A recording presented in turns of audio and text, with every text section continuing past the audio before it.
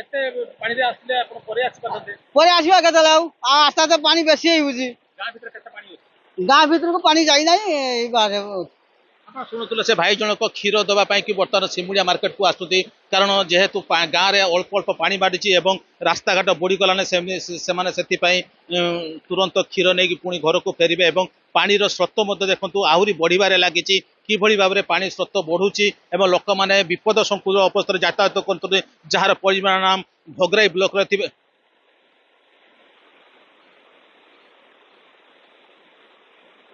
देखो बाइक को उद्धार करने से प्रचेषा चलती, जेहेतु स्रोत अधिक अच्छी से निकटर जो गाँव रो कि दौड़ी एवं किसी अलग लोक मान जो मैंने पहरवा जानते से भाया लोक मान डाकिकी बाइक टी उद्धार करने चेष्टा कर, कारण जेहेतु पानी स्रोत अधिक रही गोटे मिनिमम 20 ରୁ 30 फुट गभीर को से बाइक टी पड़ जाती उद्धार करने चेष्टा चलती, किंतु बर्तमान सुधा आम पाखे जहाँ खबर अच्छी बाइक टी बर्तमान सुधा उद्धार है, किंतु मात्र 3 जन लोक जो मैंने गछरे चढ़ी आश्रय नहीं से बर्तमान उद्धार कर बहुत भयभीत अच्छा, जेहेतु बाइक 2टी बाइक बर्तमान पड़ जाए उद्धार करने स्थानीय लोक मैंने प्रचेषा चलती।